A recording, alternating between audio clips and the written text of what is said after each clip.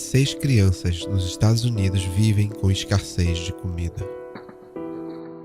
Como não temos geladeira, a gente usa essa pia como geladeira.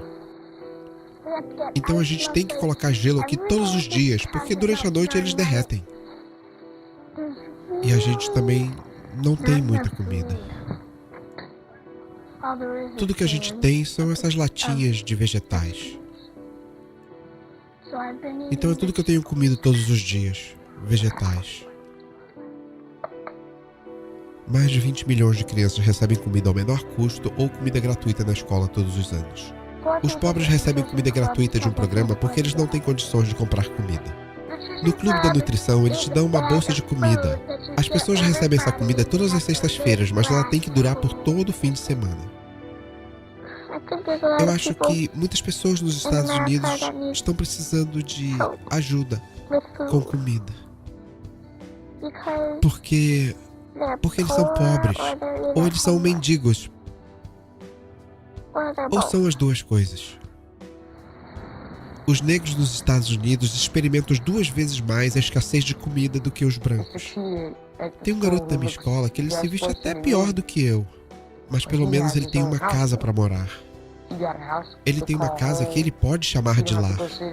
Ele não precisa sentar-se com milhares de pessoas simplesmente para comer uma janta. Ele pode ir na geladeira dele, abrir e comer o que ele quiser. Eu não posso fazer isso. Eu tenho que esperar até certa hora para comer. E eu tenho que comer, porque se eu não comer, eu vou ficar com fome toda noite, até o dia seguinte. Os Estados Unidos têm um dos maiores índices de crianças pobres entre os países desenvolvidos.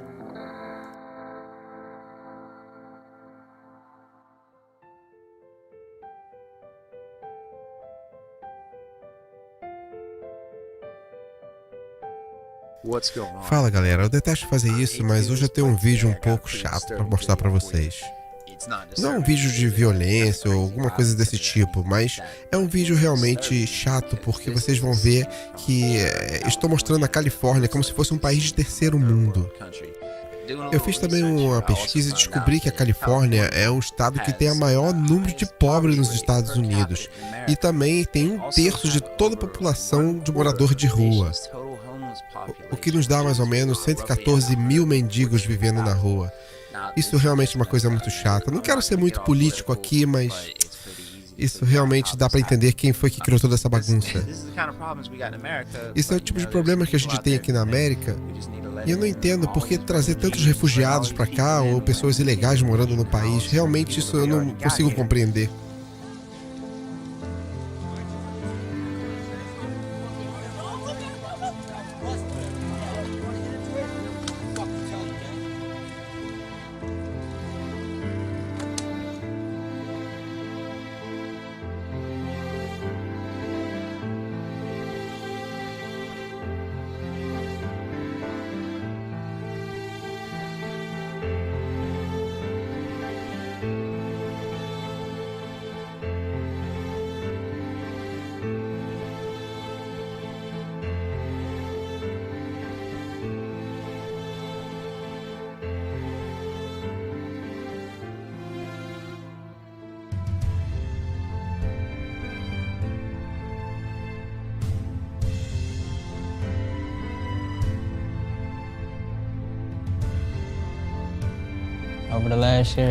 No ano passado eu não fiz mais do que 5 ou 6 mil dólares. Se não fosse por essas casas móveis, haveriam muito mais mendigos na rua. A gente tem aqui um estrago feito pelo vazamento de água. Eles disseram que foi um cano que estava solto e acabou vazando tudo. Temos que deixar o forno aberto às vezes para poder aquecer toda a casa. Às vezes temos que pegar empréstimo para poder pagar nossa conta de água e luz para que elas não sejam cortadas. Veja que isso é tudo que nós temos.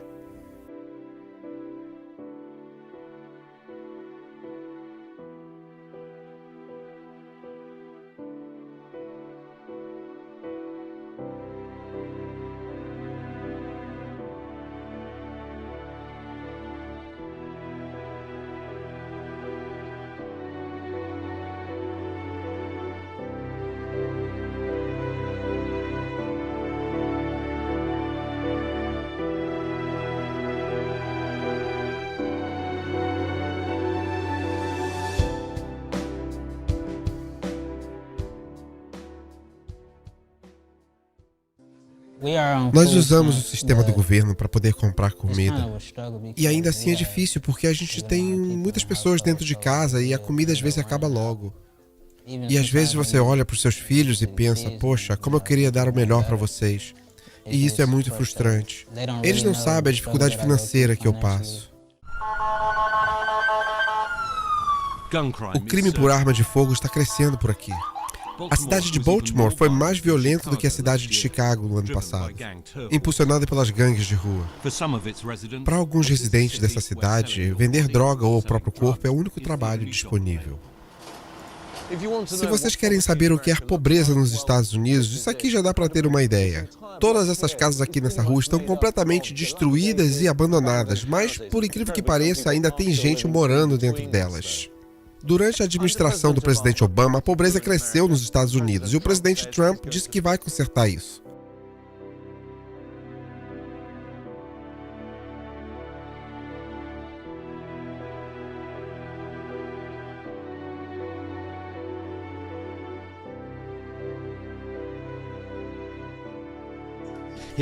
Nós conhecemos aqui a última família que mora nessa rua. Eles estão meses atrasados com o aluguel e cada vez mais contas acumulando. O que não é uma surpresa, já que eles têm que viver com $30 por dia.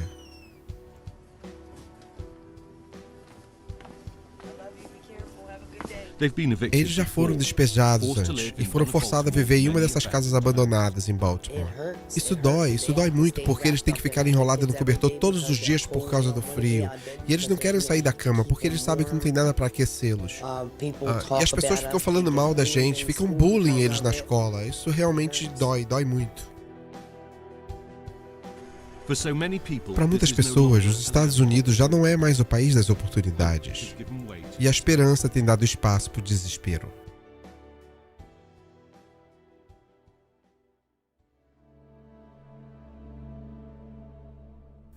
Mais de 14% dos americanos vivem na pobreza.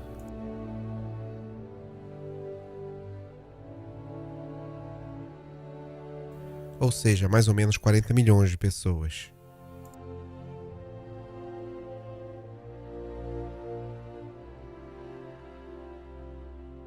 15% desses pobres são moradores de rua.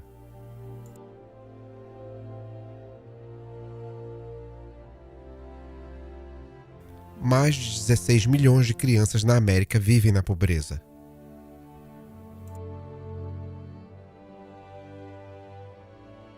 Esses que cresceram na pobreza provavelmente sairão da escola.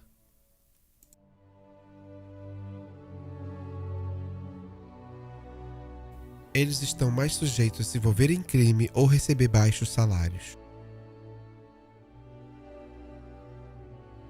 Como vocês podem ver, no nosso país, muitas pessoas estão sofrendo na pobreza e vivendo na rua.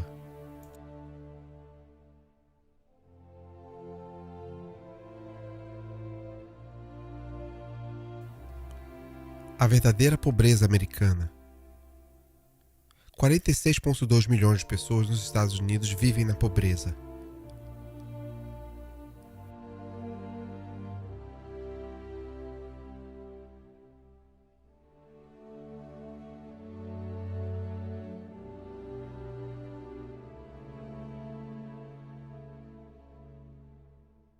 Em 2010, mais ou menos 25% dos americanos ficaram pelo menos um mês sem seguro de vida. São mais ou menos 80,3 milhões de pessoas. 38% dos americanos reportaram ter algum tipo de assistência do governo. Mais ou menos 119,3 milhões de americanos precisaram de alguma forma de ajuda do governo. Todas essas bolsas são para guardar coisas de casa. Sim, shampoo e aqui a gente guarda comida. Então vocês não esquentam a comida, né? Vocês tiram da latinha e comem. Essa é a casa da família Metcalf. Ariel, de 15, e seu irmão Austin, de 13. A mãe morreu quando eram pequenos e o pai deles, Tom, é carpinteiro. Por quanto tempo vocês têm morado nesse caminhão? Mais ou menos 5 meses. E como é? É uma aventura. É uma aventura, é como a gente vê isso. E quando seus amigos da escola perguntam onde vocês vivem, o que você diz a eles? Eles me perguntam se eu moro no caminhão, eu fico com vergonha de responder, aí eles já sabem que eu moro aí. Eles falam que não vão falar pra ninguém. Eu não acho isso vergonhoso. Faz parte da vida. Temos que fazer alguma coisa para sobreviver, né? Essa é a vida de muitas crianças. O número de crianças em total pobreza nos Estados Unidos está se aproximando a 25%. Uma em cada 4 crianças. As crianças se aprontam para ir para a escola num posto de gasolina. Todos os dias eles procuram diferentes postos de gasolina para não criar problema. Antes do sinal bater, eles se juntam às outras mais de 1.100 crianças que também são moradores de rua e frequentam a mesma escola. Com a permissão dos pais, nós tivemos a permissão de conversar com 15 crianças que são moradores de rua e nos contaram como é difícil ter uma noite completa de sono dormindo no banco de trás do carro. Eu realmente fico com muito medo e às vezes até fico toda noite acordado, tomando conta da minha mãe, nos mantendo alerta de qualquer perigo. Quantos de vocês aqui, levante a mão e me mostra, já ficaram preocupados com a sua segurança? Perigo de morar dentro de um carro. Eu fico com medo porque eu acho que alguma coisa pode acontecer com meu avô, com a minha mãe, com meu pai ou comigo. Uma vez nós estacionamos o carro num bairro até muito bom e quando de repente um bandido veio e assaltou a minha tia e levou o pouco dinheiro que nós tínhamos. Eu estava muito preocupada que alguém chegasse, quebrasse o carro e roubasse a bolsa da minha mãe. Jamie Weil é uma criança de 8 anos de idade. Ela ficou 3 semanas morando dentro de um carro com sua mãe, seu pai, 2 cachorros e um gato. Você chegou a pensar que deixaria de morar dentro de um carro? Eu pensei que a gente moraria ali para sempre. E qual era o seu otimismo? Eu orava para Deus para que alguém nos ajudasse a ir morar no hotel. E como você deixou de morar no carro? Uma senhora muito boa chamada Beth, ela nos encontrou e nos deu um montão de dinheiro, sabe? Pra gente poder ficar no hotel. E agora a gente tá no hotel.